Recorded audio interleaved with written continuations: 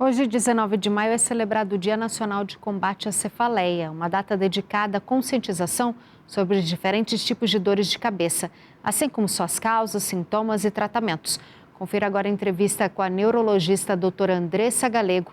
O conteúdo completo está no JCTV Saúde, o endereço está aqui na tela. E eu já te pergunto, quais são esses gatilhos? Obrigada a você pelo convite, Ana. Bom, os gatilhos existem os principais e os adjacentes. Então, o campeão deles é o estresse. Então, a rotina corrida, principalmente das mulheres, né, que tem a maior prevalência de enxaqueca, sofrem tanto com estresse quanto a maior prevalência de enxaqueca. Sono. Tanto o sono em excesso quanto a privação é capaz de ser um gatilho. Outro gatilho bastante importante é a alimentação. A gente tem que observar aqueles dias que a gente tem mais crises, mais dores, que essas dores são mais incapacitantes, fazer um relatório, um diário alimentar. O que eu comi naquele dia, o que eu comi no dia anterior, para tentar relacionar se isso pode ser um gatilho possível. Tem alguns pacientes que a alimentação não tem nada a ver. Outros, eles são bastante direcionados. Toma o vinho, tem enxaqueca, come o queijo, tem enxaqueca. Né? E é muito importante também a gente observar o estilo de vida. Né? Então, o sedentarismo pode ser um gatilho.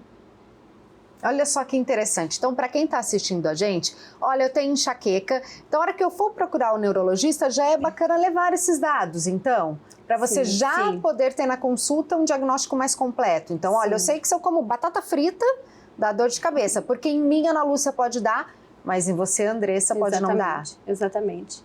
É importante se o paciente vê que tem a relação, né? E é muito comum a gente ter a enxaqueca e outras doenças, inclusive gastrointestinais, alérgicas. Então, pacientes com asma têm 3 vezes mais chance de ter enxaqueca.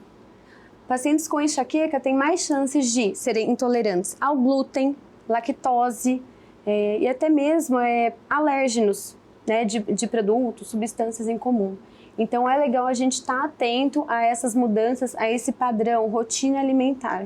Olha só que interessante, então, às vezes o gatilho não é nem a dor de cabeça, é algum outro tipo de alergia ou doença que pode vir aqui começar a incomodar na cabeça, então? Sim, porque eu falo muito para os meus pacientes, a enxaqueca, infelizmente, ela é um combo, né? Então, tem enxaqueca e tem as doenças comórbidas, né? As comorbidades.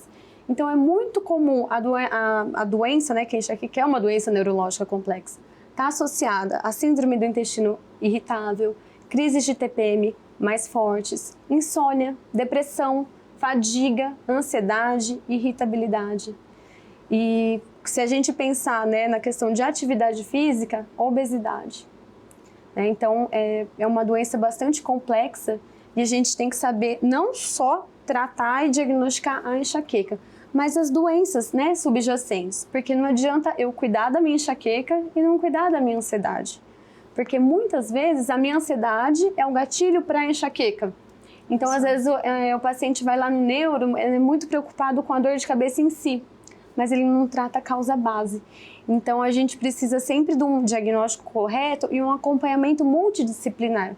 Né? Então, de repente, o neuro, psiquiatra, psicólogo, atividade física, né, um personal, alguém para auxiliar nisso. Esse diagnóstico é fácil, doutora? Porque pelo jeito ele é muito amplo, né? Envolve tantas questões, Depende, né? Ana. Como chegar nele? Bom, a gente sempre, primeiro que tem os critérios, né? A gente tem a classificação internacional de dor de cabeça, já está na 3ª edição. Nós temos mais de 200 tipos de dores de cabeça. E para cada dor de cabeça, nós temos os critérios. Então, tem paciente que chega lá e conta uma história para você, caracteriza a dor de maneira bastante simples, fácil, rápida. Né? Então, principais critérios, né? Episódios repetitivos de dor, de moderada a forte intensidade, pulsátil. Né? Então, a gente às vezes sugere para o paciente, pulsa, lateja, é um coração batendo, é um martelo batendo para tentar, né, colocar ele no nosso universo, né? Porque esses sintomas podem ser variáveis também? A questão de pulsar, a gente coloca ele praticamente como obrigatório, né? Mas assim, a questão do unilateral já pode variar. Então, no começo da história da crise de dor de cabeça, que nem a gente estava conversando, né? Hoje a gente tem um paciente padrão aqui. Sim, sim. Então, às vezes, no início, lá, quando você tinha 16 anos, Ana, a dor era lá, só unilateral.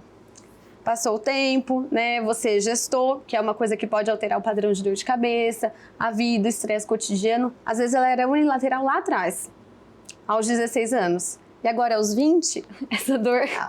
Aos 40, né? Vamos agora, dar um aumento mais 20, aí a doutora super generosa.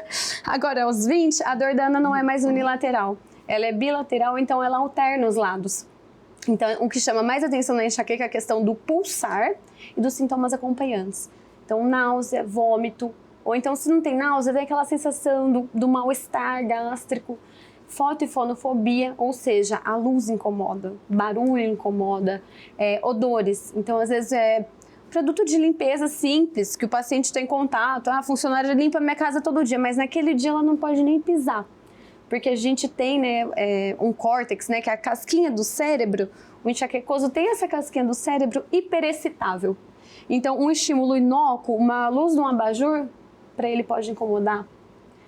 Uma televisão que está um volume mais alto, porque você está ouvindo a manchete, pode incomodar. O odor da comida pode incomodar. E aí, às vezes, o paciente enxaquecoso é visto como chato. Né? Então, assim, ele não vai na festa porque ele está com dor de cabeça, ele não bebe porque ele está com dor de cabeça e começa a se privar de muitas coisas. Porque ela é incapacitante, na verdade. Sim, sim. E voltando ao que você estava falando do diagnóstico, então, tem paciente que vem redondinho. Dor de forte intensidade, unilateral, pulsátil, fonofobia, náusea, vômito, piora com a atividade física e não é explicada por outro diagnóstico.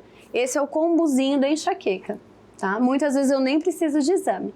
Porém, se o paciente me descrever algum sintoma que faça diagnóstico diferencial com outra patologia, aí eu vou pedir exame.